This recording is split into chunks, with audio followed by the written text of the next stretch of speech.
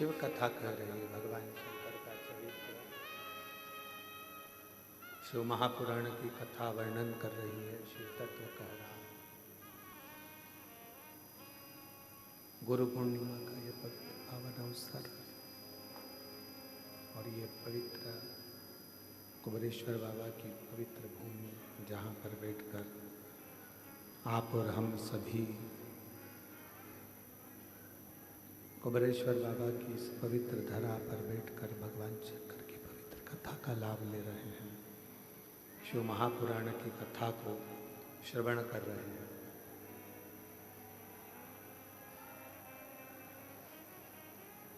शिव की अविरल भक्ति, श्रद्धा और विश्वास। आवाज सेट नहीं है, बिल्कुल भी शून्य है। श्रद्धा और विश्वास का एक संगम शिव महापुराण की कथा है। बाहर की आवाज बढ़ाओ, बाहर की।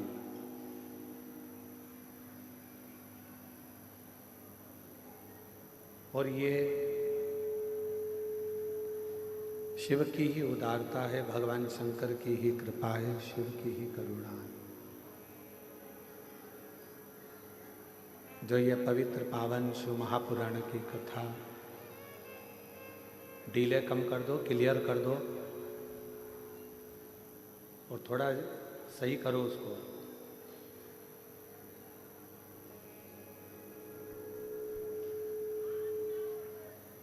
भगवान शिव की ही कृपा, करुणा, उनकी उदारता, उनकी दया है, जो ये पवित्र पावन शिव महापुराण की कथा आप और हम सब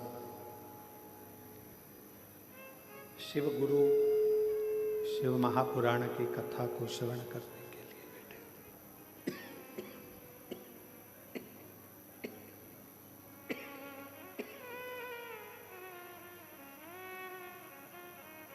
शिव गुरु शिव महापुराण की कथा को ग्रहण करने के लिए, उसको श्रवण करने के लिए बैठे हैं।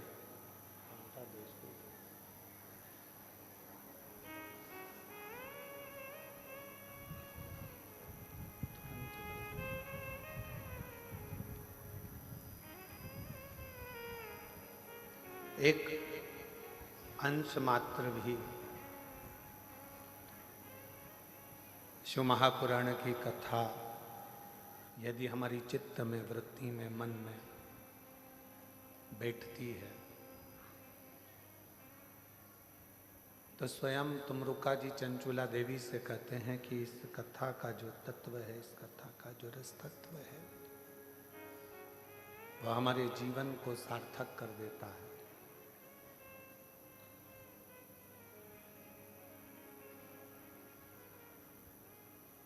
एक स्त्री के लिए, एक नारी के लिए, एक स्त्री के लिए उसका सबसे बड़ा गुरु उसका पति होता है।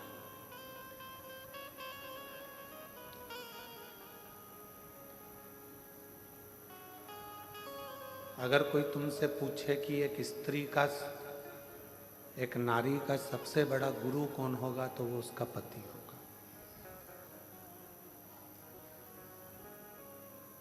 क्यों? क्योंकि वो उसकी रक्षा भी करता है, समय समय पर उसको उपदेश भी देता है, समय समय पर समझाने का कार्य भी करता है।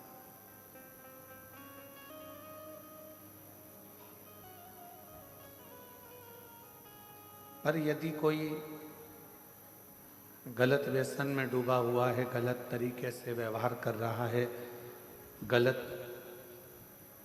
मदिरा का पान कर रहा है, गलत विचारों को रख रहा है, गलत सोच को रख रहा है, गलत विचारों को अपने भीतर रख रहा है, तो फिर वो श्रेष्ठता नहीं, फिर वो केवल एक पति हो सकता है, फिर वो गुरु नहीं।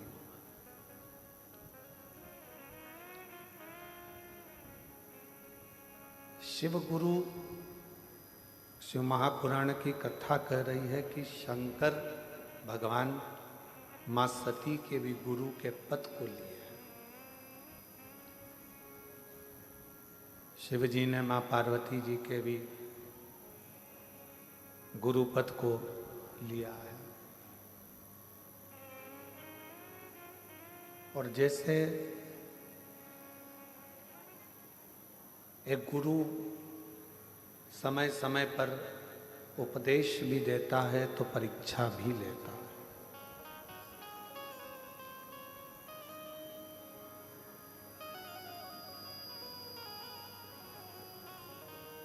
आज की दुनिया गुरु जी का आसन लेने में लगी है, गुरु जी का अनुशासन लेने में नहीं लगी।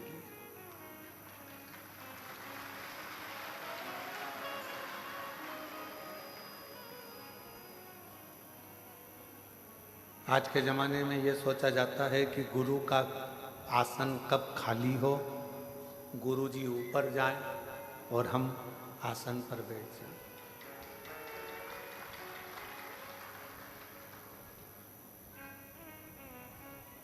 आसन से प्रीति नहीं, अनुशासन से प्रीत होना चाहिए। यदि गुरु जी के बतलाए हुए अनुशासन पर आप चल रहे हो, गुरु जी ने कह दिया कि ऐसा मत करो, मत करो। गुरु जी ने बोल दिया ऐसा करो, कर लो।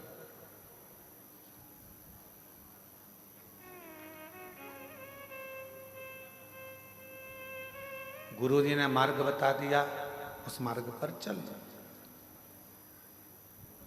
गुरु जी ने कोई उपदेश दे दिया, उसको श्रवण करो और उसको अपने जीवन में उतारो। अनुशासन पर नहीं चलता। आज चेला गुरु जी के अनुशासन पर नहीं है, आज शिष्य गुरु के अनुशासन पर नहीं।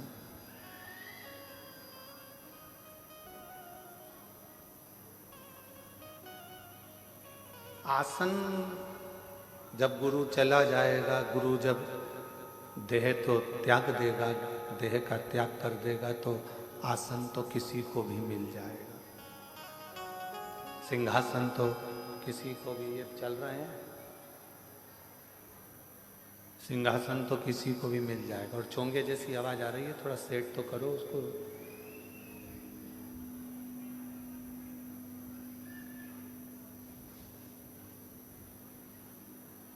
आसन किसी को भी मिल सकता है, किसी को भी प्राप्त हो सकता है, पर गुरु के बतलाए हुए अनुशासन पर, बेस कम करो, गुरु के बतलाए हुए अनुशासन पर जब हम चलते हैं तो ये निश्चित है केवल गुरु का आसन ही नहीं, कहीं ना कहीं भगवान सद्गुरु की कृपा हो जाती है और ऐसा सिंहासन मिल जाता है कि फिर आसन की कोई कामना ही नहीं।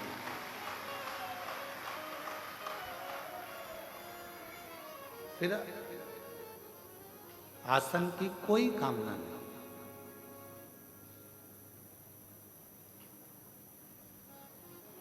और फिर निवेदन करेंगे, शिव महापुराण की कथा कहती है कि पार्वती जी को भगवान शंकर ने एक गुरु बनकर अमरनाथ की गुफा में बैठकर ज्ञान उपदेश दिया।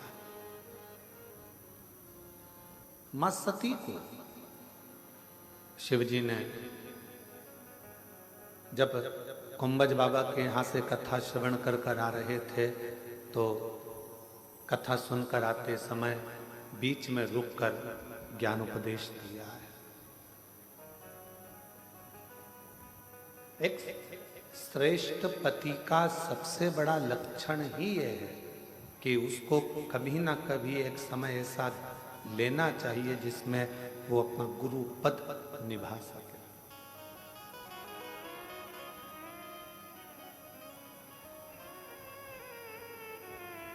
वो अपना गुरु पद निभा सके।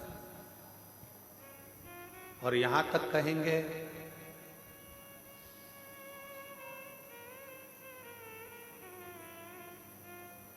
यदि मृत्यु लोक में एक नारी का शरीर मिला है, स्त्री का शरीर मिला है, पीछे के चोंगे होन खोलो भाई, पीछे के। अगर नारी का शरीर मिला है, स्त्री का शरीर मिला है, तो इतना जरूर कहेंगे कि नारी के शरीर में अगर ये शरीर आपको स्त्री का मिला है, तो नारी के शरीर में एक घर की सास के, घर के बुजुर्ग के और एक पति के चरण छूना चाहिए। बाकी के जगत में कोई भी हो, किसी के नहीं छूना चाहिए। कोई अच्छा विद्वान संत होगा, विद्वान गुरु होगा, तो वो अपने चरण कभी नहीं छूने देगा।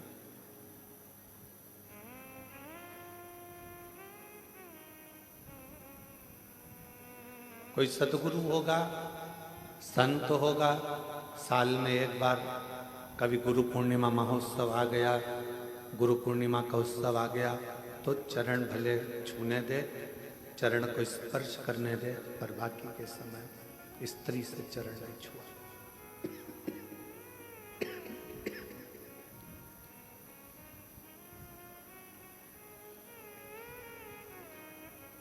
पति को गुरु मानना,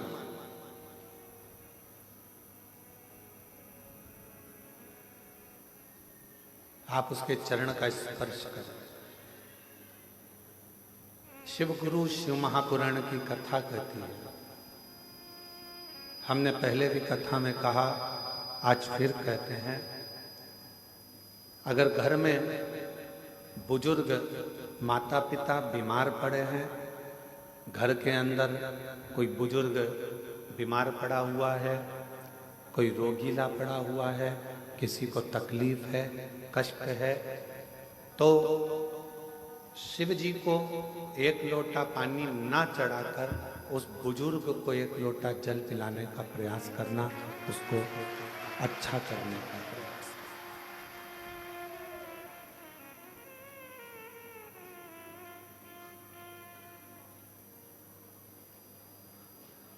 आज के जमाने में सबसे बड़ी परेशानी एक ही है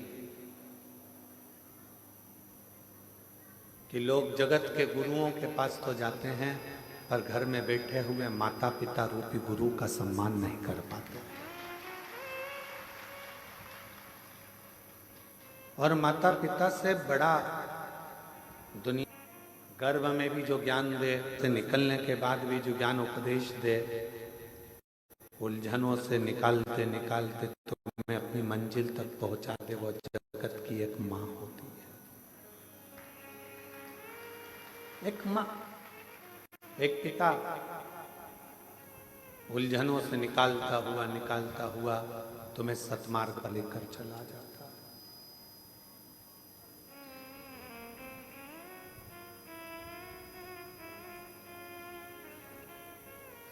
कई लोग कहते हैं कि बताओ, उनकी बहू ने हमारे पाँव नहीं छुए, उनकी बहू ने हमारे पाँव नहीं पड़े, चरण प्रणाम नहीं करा। जेठ के पाँव छूना है, थोड़ा दूरी से, चरण का स्पर्श नहीं होना चाहिए। नंदोई के पांव छूना है, चरण यहां है, थोड़ा दूरी से, चरण का स्पर्श नहीं होना चाहिए।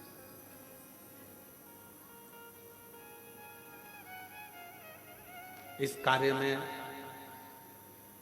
मैं राजपूतानाओं को, राजपूतों की घर की बहुओं को बहुत बहुत साधुवाद देना चाहूंगा इस कार्य को।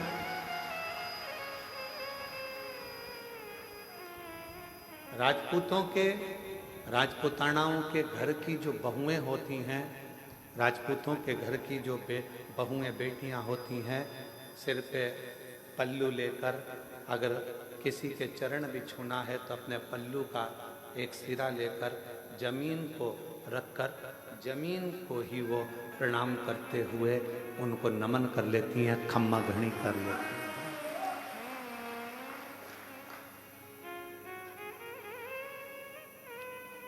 उन्होंने जमीन को हाथ लगाया, खम्मा घड़ी करा, प्रणाम करा, नमन करा।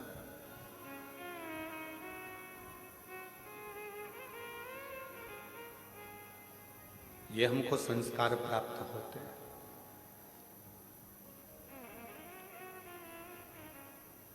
कितना भी विद्वान कोई पुरुष क्यों ना हो, कोई संत, साधु, सन्यासी, तपस्वी, साधक, उपासक, कितना भी विद्वान क्यों ना हो, उसको भी प्रणाम करना है तो थोड़ा दूरी से चरण का स्पर्श नहीं होना चाहिए। एक पति, दूसरा परमेश्वर, उसका चरण का स्पर्श तुम कर सकते। चरणों को छुओ, पर किसके?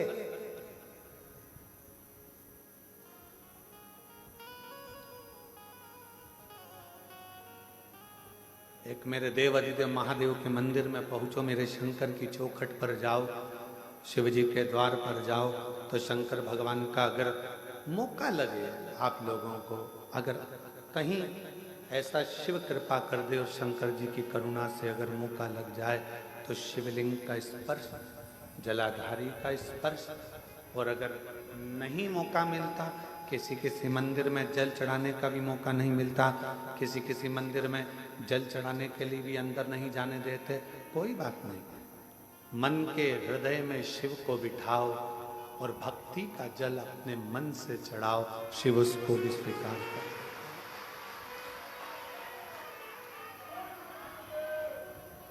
भक्ति का जल हृदय से शिव स्वीकार करते, और यदि भक्ति नहीं है तो फिर वो तुम्हारा जल चढ़ाना व्यर्थ। और कितना सुंदर शिव महापुराण की कथा कहती है कि नियत, नीति और नियम, ये तीन चीजें हैं। एक है तुम्हारी नियत,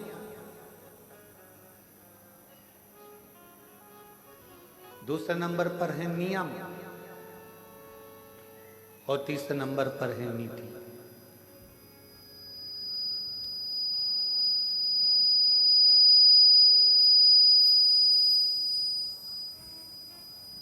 नियत, नीति और नियम अगर तुम्हारा अच्छा है, नियत अच्छी है, तुम्हारी नियत ऐसी नहीं है कि इससे काम निकाला बाद में लात मार दी, काम निकाला और बाद में धक्का दे दिया। अगर तुम्हारी नियत और तुम्हारी नीति, मतलब नीति से मतलब है कि तुम विचार कर कर बैठे हो कि मैं खुद भी गलत नहीं करूंगा और दूसरे को भी गलत नहीं करने दूंगा, तो ये तुम्हारी नीति श्रेष्ठ है। एक नियत को श्रेष्ठ रखिए, दूसरा नीति को श्रेष्ठ रखिए, और तीसरा नियम। अपने जीवन में एक नियम अवश्य, मुझे शंकर जी के मंदिर जाना है, एक लोटा जल चढ़ाना है, भगवान शिव के मंदिर जाना है, शिव की आराधना करना है, शिव की अर्चना करना है, शिव की चाकरी करना है, ये तुम्हारा नियम। भला हो बुरा हो जैसा भी हो, मेरा पति तो मेरा देवता है। तुमने नियम बना लिया कि मैं अपने पति के रोज चरण छूंगी, मैं अपने घर के बुजुर्ग का, घर के बड़ों का रोज चरण छूंगी। कोई एक नियम, पक्षी को दाना देने से लेकर चींटी को थोड़ा सा अन्न का भाग देना, पक्षी को दाना देना, मछली को दाना देना, गौ माता को रोटी देना, कुत्ता की रोटी निकालना, या अपने दरवाजे पर आए हुए अतिथि का सत्कार करना।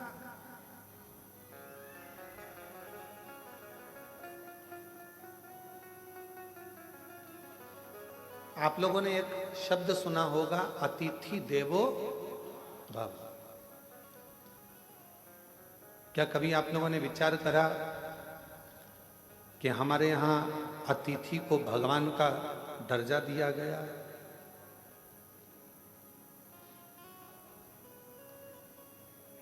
क्यों दिया गया? लिंग पुराण की एक कथा आती है और लिंग पुराण की कथा में कहा गया कि अतिथि देवो भव, एक सुदर्शन नाम के मुनि हुए, ग्रस्त थे।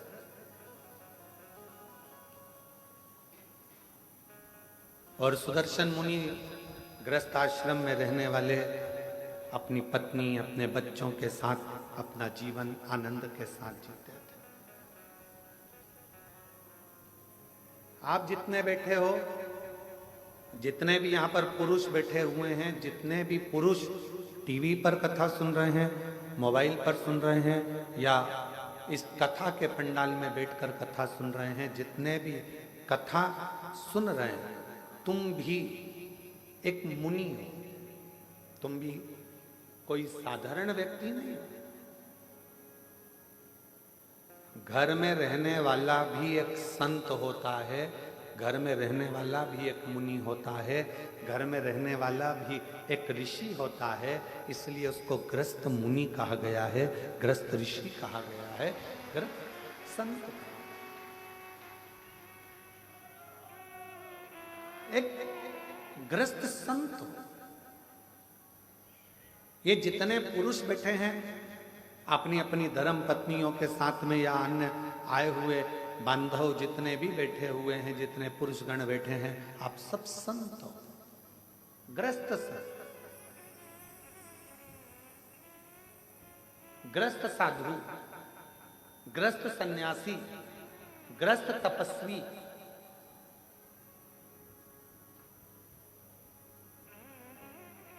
बाहर रहने वाला संत जो अपने घर को सब कुछ छोड़ देता है, वो नदी के तट पर, मंदिर में, एकांत में, कहीं वन में जाकर बैठ जाता है। वो एकांत में बैठ गया और वहां बैठकर उसने अपना तप, साधना, भजन, कीर्तन, स्मरण वहां किया।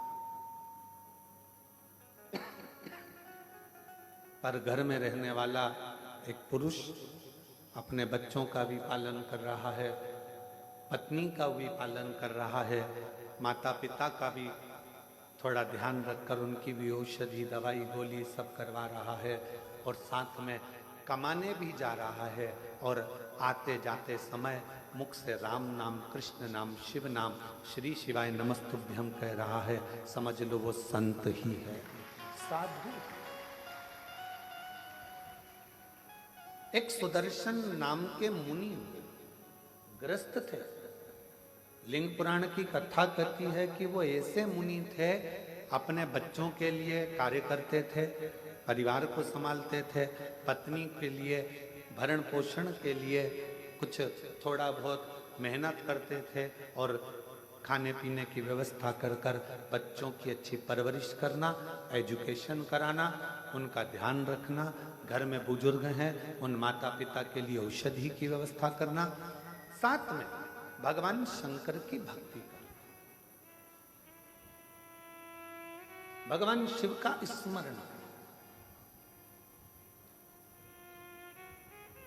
अब एक दिन सुदर्शन मुनि की धर्म पत्नी ने सुदर्शन मुनि से कहा,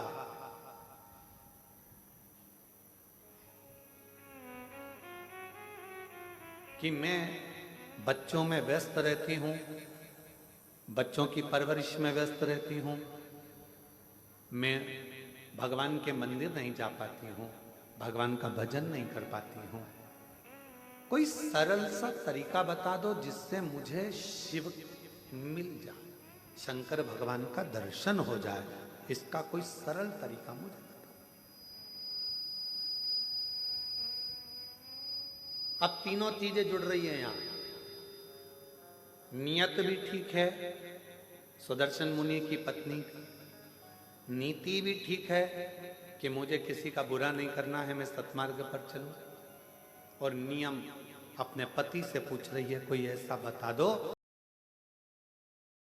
परिवार, बुजुर्ग, पति, ये सब भी तो घर के अंतर्गत हैं। अब इनके लिए तो कहा, अगर घर में अतिथि आया हुआ है, मेहमान आया हुआ है, अतिथि का यदि तुम सत्कार कर रही हो, सम्मान कर रही हो, तो उसमें सब कुछ समाया, सब कुछ। माता पिता भी उसमें समाहित हैं, बच्चे भी उसमें समाहित हैं, सर्वस्वता उसमें समाहित है। आप सेवा करो, ठीक है। अब सुदर्शन मुनि की पत्नी ने ऐसा नियम बना दिया।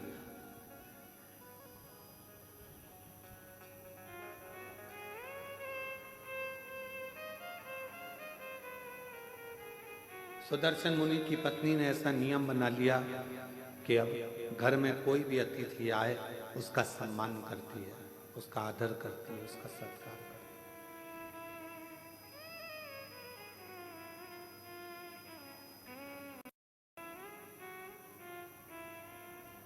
और समय निकलता गया, निकलता गया, निकलता गया।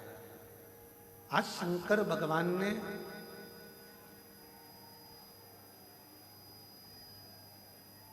एलईडी बंद है क्या कि आवाज नहीं आ रही है?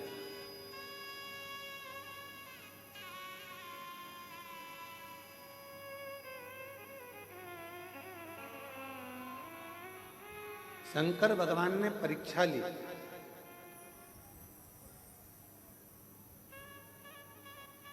और सुदर्शन मुनि की परीक्षा लेने के लिए शिवजी अपनी धर्म पत्नी को बोल कर गए, पार्वती जी को, कि आज मैं एक गृहस्थ संत की पत्नी की परीक्षा लेने के लिए जा रहा हूं।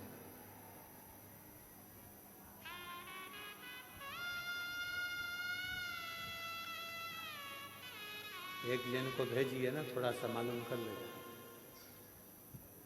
एलईडी है।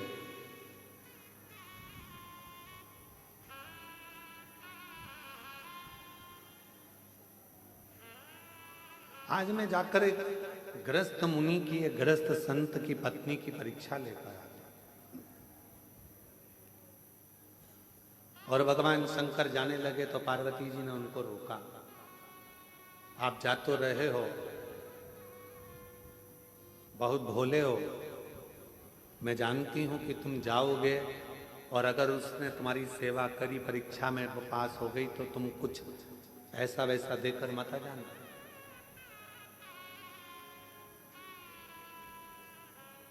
तुम कुछ ऐसा वैसा देकर मत आ जाना। तुम जा तो रहे हो, मना नहीं है, पर थोड़ी सावधानी रखना। जिस पत्नी का पति बहुत भोला होता है ना, पत्नी अगर मायके भी लेकर जाती है तो साथ लेकर जाती है, शादी में भी जाती है तो साथ जाती है। जिस पत्नी का पति बहुत भोला होता है तो पत्नी को उससे भय लगा रहता है कि ये कहीं कुछ बोल ना दे, ये कुछ कहीं दे ना दे, ये कुछ प्रदान ना कर दे, ये कुछ ऐसा ना कर दे। उसके सोचना पड़ता, उसे बहुत सोचना, बहुत।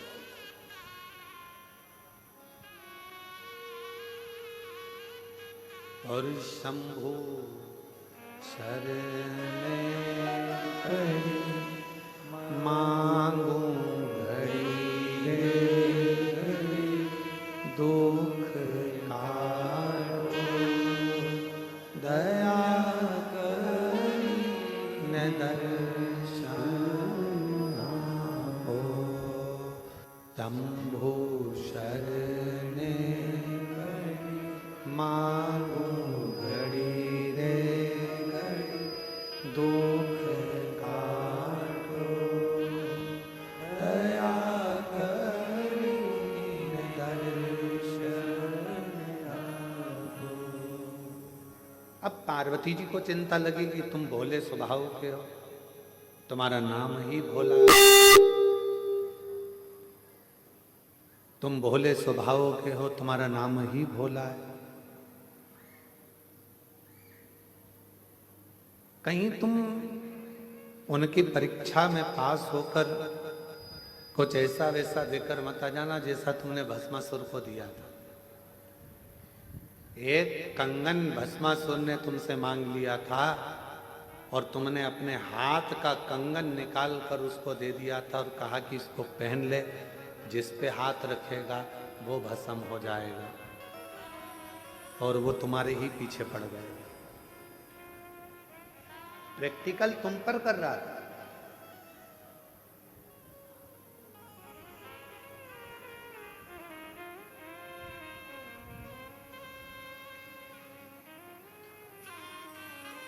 आज के समय में उपदेश देना बहुत सरल है।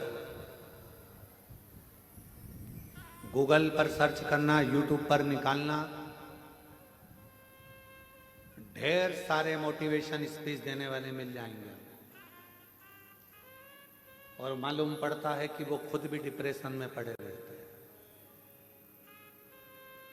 आज के समय में उपदेश देना सरल है, पर उस उपदेश को अपने ऊपर धारण करना दुनिया का सबसे कठिन काम।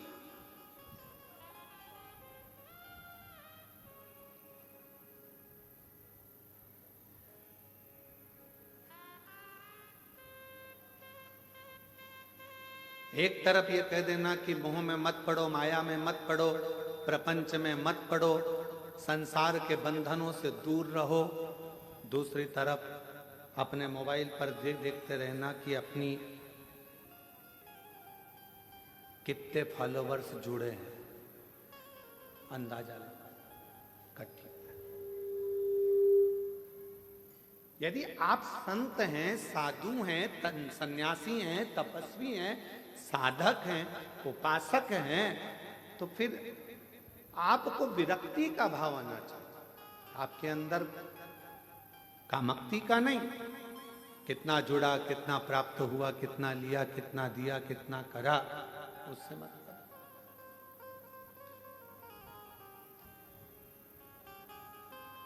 और आप सबको आज बड़ी प्रसन्नता होती होगी देखकर कि कुबरेश्वर धाम पर आने वाले सभी भक्तों ने पहले पूर्व में देखा होगा, छोटी सी जगह थी, छोटी सी जगह से उसको धीरे धीरे बड़ा करते करते करते करते धर्मशाला, हॉस्पिटल, अब धीरे से बच्चों के लिए, उनकी निःशुल्क शिक्षा के लिए, उनकी पढ़ाई के लिए गुरुकुल की तैयारी भी चालू हो गई। गौशाला, गौशाला के बाद में पास में नंदीशाला की, जो गाय के बछड़े होते हैं, बैल, उनको लोग काटने के लिए भेज देते हैं, तो उन बैलों की रक्षा के लिए नंदीशाला की व्यवस्था।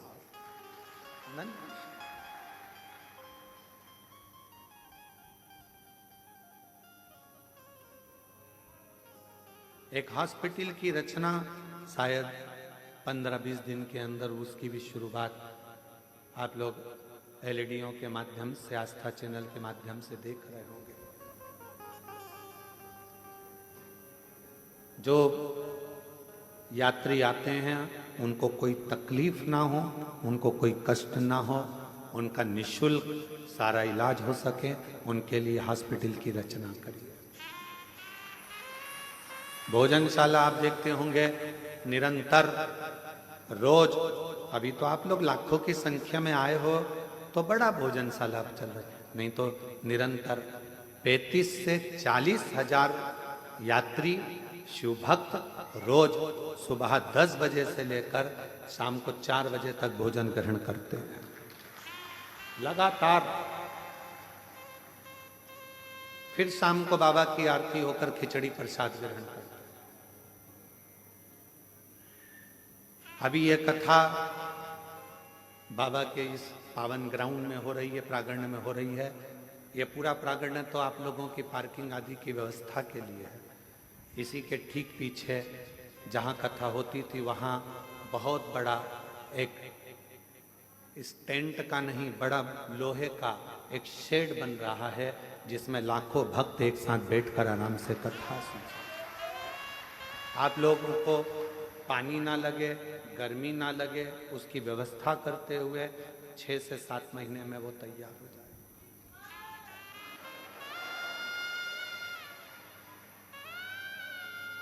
होम्योपैथिक औषधि केंद्र आयुर्वेदिक औषधि केंद्र और सारी व्यवस्था कुबेरेश्वर धाम पर आप लोगों को निःशुल्क मिल सके, उसकी पूरी पूरी तैयारी यहाँ करी जा रही है। पूर्ण व्यवस्था। लड़की की शादी हो, सूचना दो सीहोर, हमारी बेटी की शादी करना है, 25 लोग लड़के वाले 25 लोग लड़की वाले आए, समिति की तरफ से उसके कन्यादान की व्यवस्था, उसके भोजन की व्यवस्था, उनके विवाह की व्यवस्था, उनके स्टेज प्रोग्राम की व्यवस्था, बरमाला की व्यवस्था, सब समिति कर आपको विदा करे। ये व्यवस्था वो भी निःशुल्क। 365 दिन का 365 दिन विवाह, 365 दिन का 365 दिन चिकित्सा, 365 दिन का 365 दिन शिक्षा, 365 दिन से 365 दिन भोजन व्यवस्था और 365 दिन से 365 दिन आपकी सुविधा के लिए निःशुल्क सब व्यवस्था कुबेरेश्वर बाबा के धाम पर होती रहे। ये मूल है। आपको प्रसन्नता हो कि आपका दिया हुआ दान, 365 दिन गौ माता की व्यवस्था, 365 दिन नंदी बाबा की व्यवस्था। तुम्हें प्रसन्नता होना चाहिए कि तुम्हारा जो दिया गया दान है वो कहाँ लग रहा है, किस जगह पर लग रहा है, किस स्थान पर लग रहा है।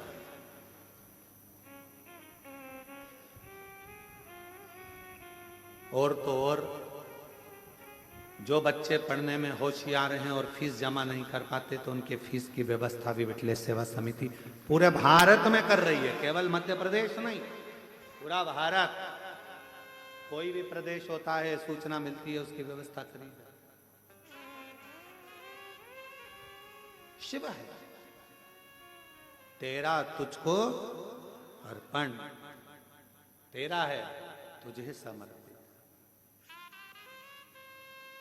हमारी माता ने तो हमको जन्म दिया था तो हमारे पास में बिछाने के लिए, हमारी माँ के पास में गोदड़ी भी नहीं थी। तुलसी के क्यारे के नीचे जन्म हुआ था और तुलसी के क्यारे के नीचे जन्म हुआ था। हमारी माता का हाथ पकड़कर खींचकर हमारी ताई लेकर कक्ष में गई, बिछाने का सामान नहीं था तो जो मुरमुरा होता है, क्या बोलते हैं उसको, परमल, मुरमुरा, पोहे की लाई जो प्रसाद में खाते हो, मुरमुरा, उसका टाट पड़ा हुआ था बोरा, जिस पर हमारा जन्म हुआ। उस बोरे पर जन्म हुआ है और मृत्यु के समय पर भी कोई राजसी ठाट नहीं। यही मानव का शरीर ऐसे ही छूट कर चले जाना है, इसलिए आपका आप में ही लगा कर जाना है कि आप लोगों की जिंदगी के साथ श्रेष्ठ।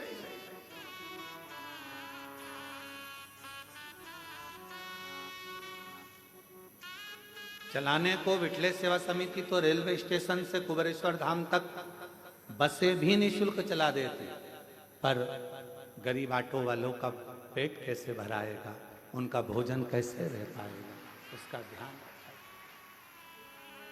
उनका भरण पोषण कैसे हो। स्टेशन पर ट्रेन आए, जब यहाँ से गाड़ियाँ भेज दी जाए, बसें भेज दिया जाए, चालू हो जाए, परंतु उनका पेट कैसे भरा, 2 रोटी उनको भी मिले, उसका स्मरण रखा।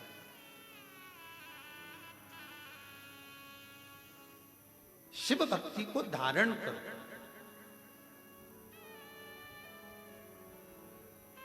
नियत अच्छी रखना, नीति अच्छी रखना और नियम अच्छे रखना। फिर दुनिया चाहे गाली दे, अपशब्द कहे, ताना दे, आड़ा टेढ़ा बोले, उससे मतलब आपकी नीति ठीक है ना, आपका नियत ठीक है ना, आपका नियम ठीक है ना, फिर नहीं सोचे, फिर बिल्कुल विचार नहीं करना अपना।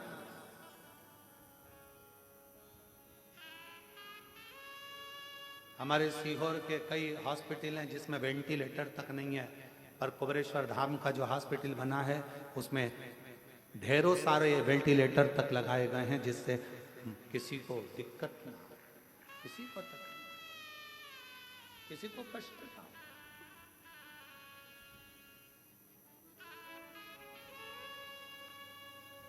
शिव शिव है, ओगड़दानी ओगड़दानी। शंभु है, शंकर।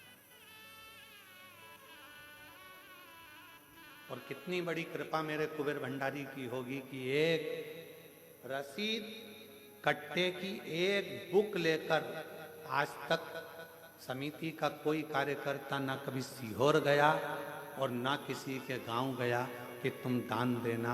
समिति के कार्यकर्ता केवल कुबेरेश्वर धाम पर आने वालों को और शिव पुराण में आने वाले भक्तों के लिए छूट रहती है। जिसका मन हो दे, ना मन हो कोई बात नहीं, भजन करो, स्मरण करो। सीहोर में कोई नहीं कह सकता कि पंडित प्रदीप मिश्रा के आश्रम से कोई आया और किसी ने एक कटोरी आटा मंगा, चावल मंगा, दाल मंगी या धन मंगा, कोई नहीं। हम तो बाबा के भरोसे चलते हैं। जब वो पाठ कर रहे हैं, सुबह 8:30-9 बजे पाठ चल रहा है और हमारे ललित महाराज आकर कहते हैं कि दूध की जगह छाछ डल गया।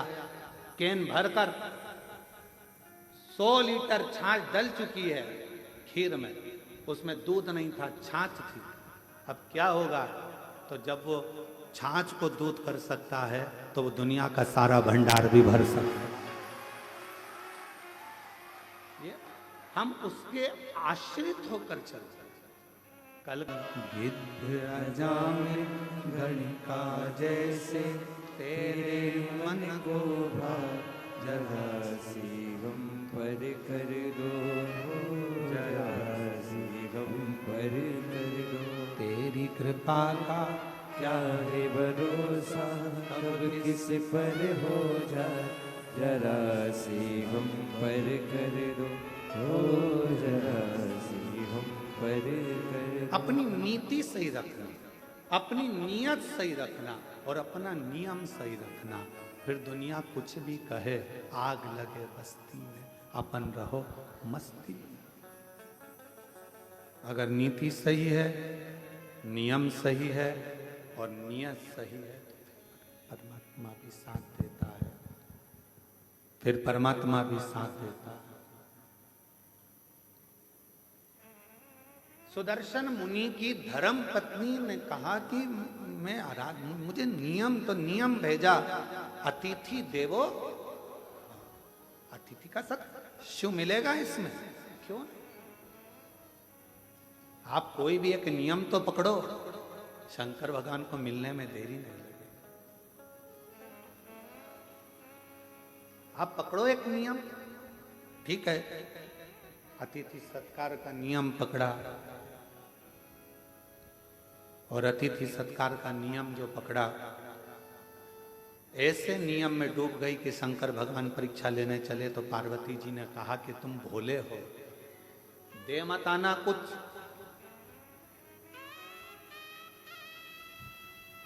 और भोला जो होता है ना, उसके साथ भोलेनाथ हर पल होता है, हर पल। कुछ दे मत आना, ठीक है, अब मुझे जाने तो दे। पत्नी ने, माता पार्वती ने प्रसन्न चित्त से अपने पति को भेजा। एक दरिद्र का वेश बनाकर, बड़ा तन पर कपड़े फटे हैं, भिक्षुक का वेश बनाकर आवाज लगाई सुदर्शन मुनि के दरवाजे पर, माता भिक्षाम दे, भूख लगी है, कुछ भाग मिले मुझे तो अच्छा है। सुदर्शन मुनि की पत्नी ने दरवाजा खोला। बाबा क्या बात है? भूख लग रही है। बाबा अभी तो मैंने भोजन नहीं बनाया, पर अगर आप थोड़ी देर बैठोगे ना बाबा तो मैं भोजन बना दूंगी। बाबा कहते हैं मैं बैठता हूं, तुम बनाओ। बाहर बैठने लगे बाबा। अंदर सुदर्शन मुनि की पत्नी ने उनको अंदर आसन लगाकर बिठा दिया, द्वार बंद करा, अंदर अतिथि भोजन बना रही है, गुनगुना रही है भगवान के नाम। क्या देखा? भोजन बनकर तैयार हुआ, इसमें एक रोटी बनकर अलग रखा दी गई है। किसकी रोटी है? गाय। रोटी अलग रखा। खूब हंसे भोलेनाथ, खूब डट के हंसे। गुस्सा आया थोड़ा सा सुदर्शन मुनि की पत्नी को कि हमारे घर भोजन करने आए और तुम हंस रहे। क्यों? सुदर्शन मुनि के दरवाजे पर बैठे हुए अतिथि के रूप में भोलेनाथ ने कहा कि धन्य है देवी, आप धन्य हैं। माँ, आपने जो रोटी मेरे लिए बनाई उसकी साइज इतनी बड़ी, और जो गाय के लिए रोटी बनाई वो इतनी सी।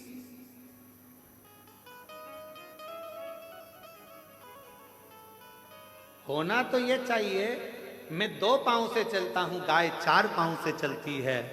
मेरा शरीर छोटा है, गाय का शरीर बड़ा है, तो मेरी रोटी से बड़ी तो गाय की रोटी होना चाहिए। पर संसार के लोगों ने अपनी रोटी से छोटी रोटी गाय की कर दी है। बोलो, ये गलती केवल सुदर्शन मुनि की पत्नी से नहीं, अपने घर में भी होती है।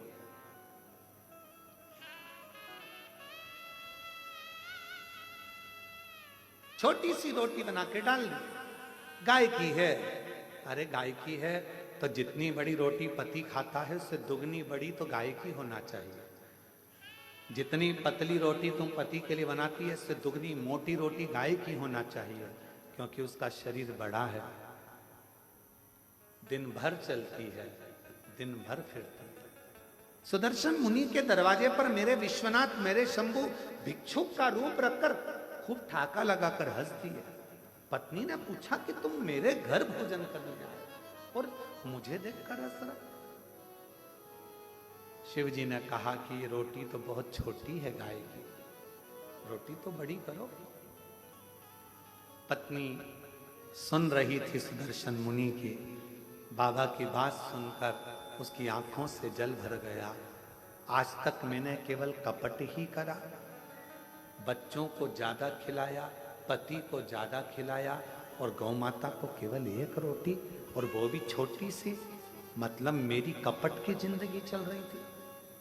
आज से हे अतिथि, तुम मेरे दरवाजे पर गुरु बनकर आए हो और तुमने मुझे उपदेश दिया है। आज से मैं कभी कपट नहीं करूंगी।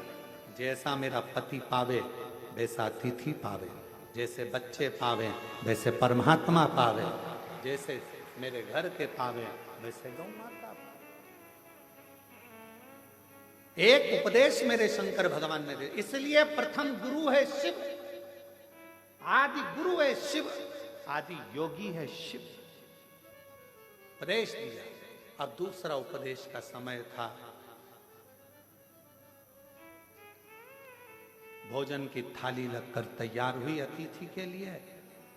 इतनी देर में दरवाजे पर पति आ गया। दरवाजा की कुंडी बजाई। सुदर्शन मुनि, द्वार खोलो, दरवाजा खोलो। पत्नी अंदर से आवाज लगा दी, कौन है? पति चिल्ला कर बोला, क्या तुझे मेरी आवाज सुनाई नहीं देती? मैं तेरा पति, तेरा भरतार, और तू दरवाजा नहीं खोलती?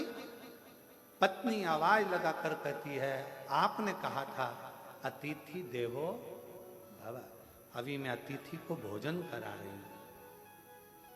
पागल हो गई है? मूर्ख हो गई है?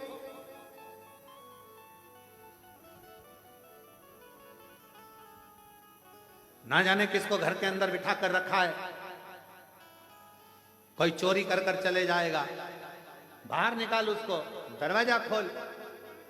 इतने में पत्नी मुस्कुरा कर बोली, मैंने आपसे पूछा था तो आपने कहा था कि अतिथि तो भगवान का स्वरूप होता है, और मैंने आपको गुरु मानकर आपकी वाणी पर विश्वास कर लिया। अब तो मैं दरवाजा तभी खोलूंगी जब अतिथि का भोजन हो जाएगा, प्रणाम कर लूंगी, वो विदा होगा, तब मैं द्वार खोलूंगी। तो मैं द्वार खोलूं। शिव ने पूर्ण परीक्षा ली। आज मेरे शंकर भगवान निकलते ही नहीं घर से बाहर। लाओ जरा एक गिलास दूध और लाओ, जाओ। सुदर्शन मुनि की पत्नी दूध का गिलास भर दिया।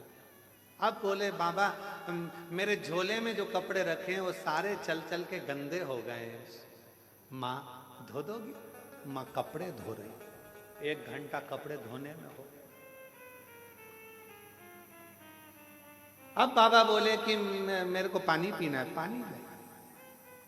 फिर थोड़ी देर बाद बोले खाना ज्यादा हो गया, मेरा मन कर रहा है 1-2 घंटा आराम कर लूं। बाबा सो गया। फिर थोड़ी देर बाद बोले अब मेरा मन हो रहा है जाने का।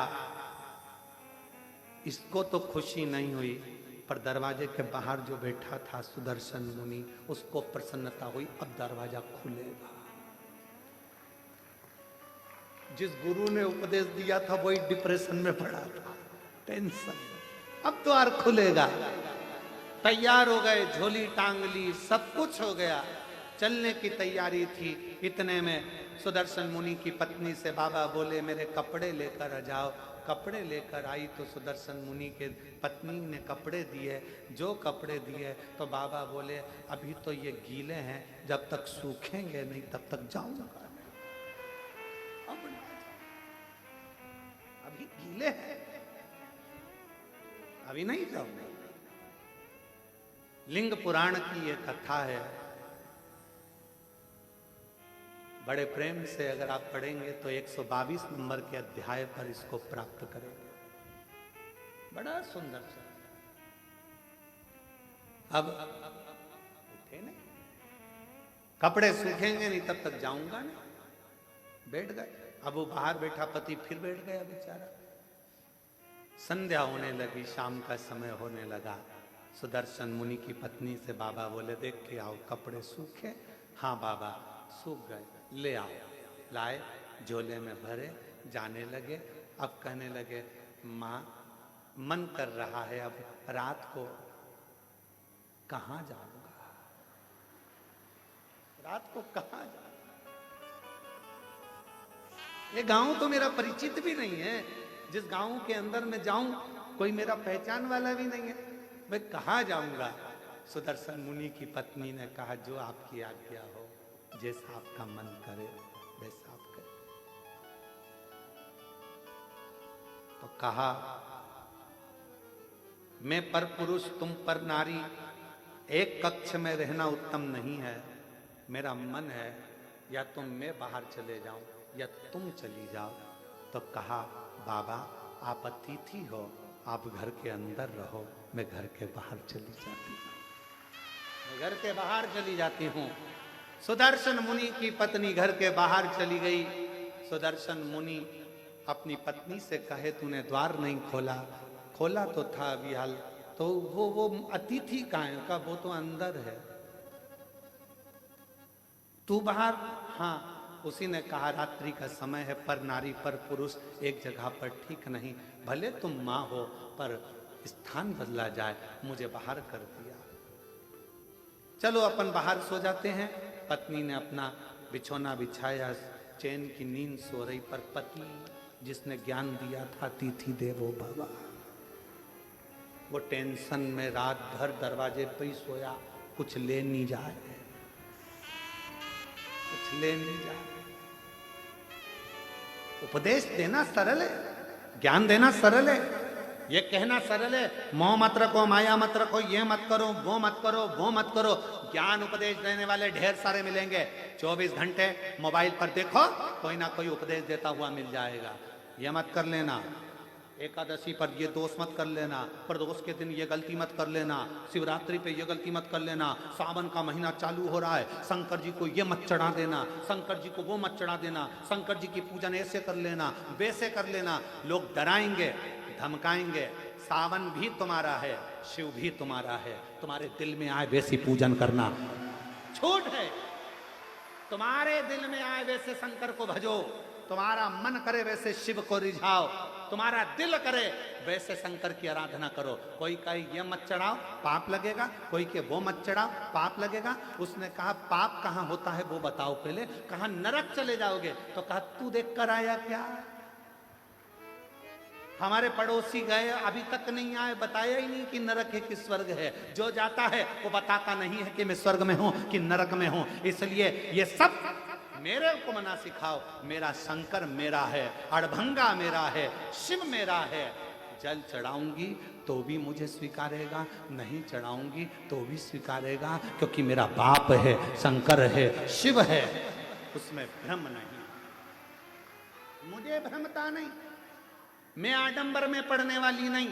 कोई ने कहा ये मत चढ़ाओ, कोई ने कहा वो मत चढ़ाओ, कोई ने कहा ऐसा मत करो, कोई ने कह दिया वैसा मत करो, कोई ने कहा ये कर देना तो ऐसा हो जाएगा, कोई ने कहा वैसा कर देना तो वैसा हो जाएगा। अरे हम तो बाबा के भरोसे चलते हैं, हम तो बाबा के भरोसे चलते हैं। आडंबर से भीम उपदेश देना सरल है, कहना सरल है, ऐसा मत करो, ऐसा मत करो,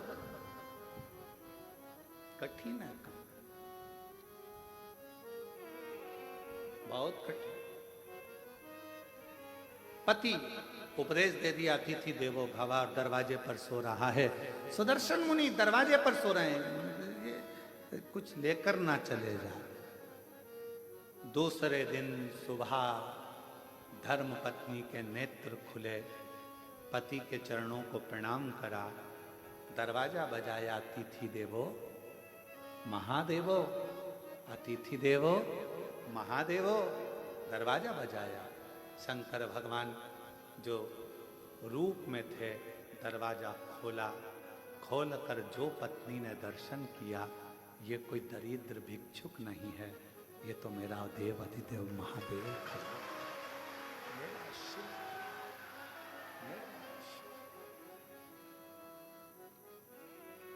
क्या देखा?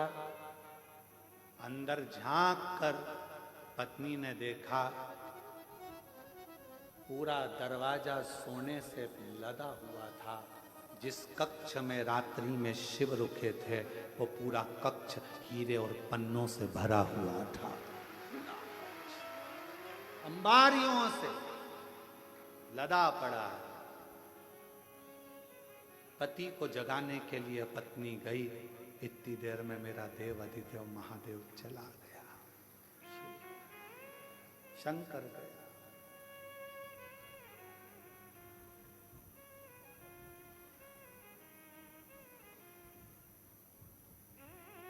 पत्नी ने पति के चरण पकड़ लिए। आपने कहा था अतिथि की सेवा करना, शंकर का दर्शन हो जाएगा, आपके बराबर दुनिया में कोई गुरु नहीं मिलेगा।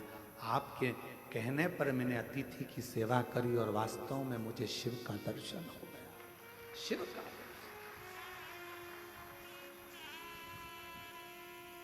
मुझे शंकर भगवान का दर्शन हो गया। ये कृपा नहीं तो क्या है, क्या है? मैं नहीं जानती थी कि वाणी पर भरोसा करा हुआ, शिव पर करा हुआ विश्वास एक ना एक दिन सुख प्रदान करता, आनंद प्रदान करता।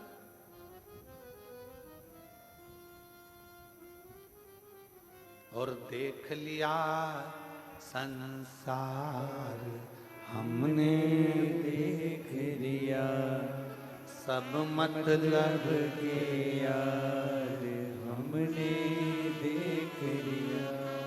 झूठे नाते झूठे रिश्ते, झूठे नाते झूठे रिश्ते, अरे झूठा है संसार हमने देख लिया। सब मतलब के यार हमने देख लिया। अतिथि देवो भव, ये संबोधन गलत नहीं है। ये हमारे लिंग पुराण से, शिव पुराण से, नर्मदा पुराण का ये संबोधन है कि अतिथि देवो भव। अतिथि का सम्मान अगर दिल से करा जाए तो वो शिव का ही एक अंश माना जाए। यहाँ पर काशी वाले चतुर्वेदी जी आज आए हैं। कहाँ? ये काशी में जब कथा थी, हम विदा हो रहे थे, तब इनकी आंख में आंसू भरा हुआ था। इनकी धर्म पत्नी और ये दोनों दोनों की आंख में आंसू था। और हमने पूछा हम जा रहे हैं इसलिए रो रहे हो क्या? तो कहा नहीं, हम इसलिए नहीं रो रहे। तो हमने पूछा फिर रो क्यों रहे हो? कहा इतने सारे शिव भक्त काशी में आए, हो सकता है उनके भोजन की व्यवस्था में कुछ कमी रह गई हो तो आंख में आंसू भर रहा हो सकता। साधुता चतुर्वेदी दोनों हो सकता है उनके सेवा में कोई कमी रह गई।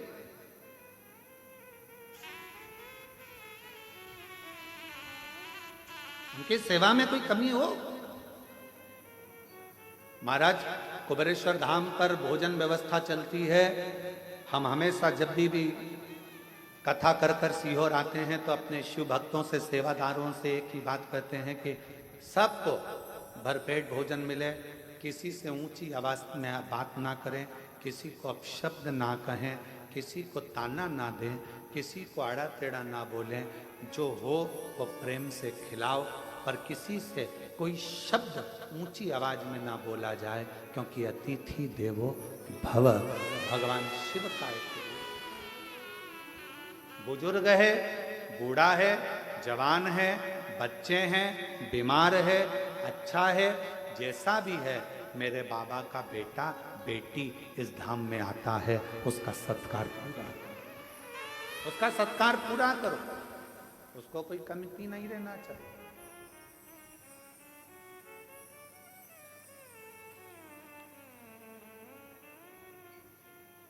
उसको कोई कमती नहीं रहना चाहिए।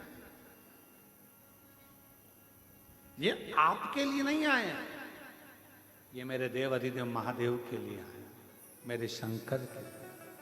और जिसके लिए आए हैं उनके प्रति तुम्हारा कर्तव्य बनता है कि आप उनको भरपेट भोजन करें। और आपका भी कर्तव्य है, जितने शिव भक्त कुबेरेश्वर धाम पर आते हैं उनसे भी हमारा निवेदन है कि आपका भी एक कर्तव्य है, एक गंदगी मत होने देना।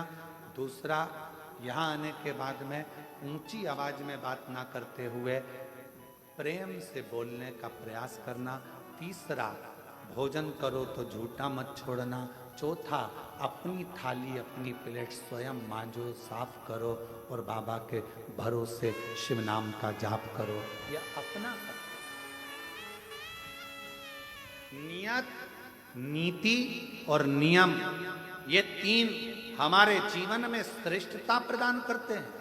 अगर आपकी नियत सही है तो आपको दुनिया में कोई पीछे नहीं हटा सकता, आप बढ़ते चले जाओ। आपका नीति सही है, आप जगत कल्याण की बात करते हो, जगत उद्धार की बात करते हो, उसमें कोई आपका कोई विशेष आपके लिए कोई आवक का स्रोत ना सोचा जाए। आप तो केवल नीति के अनुसार कार्य करिए, नियत से, अच्छी नियत से कार्य करिए और नियम से काम करो। जिंदगी की सफलता आपके पास हो।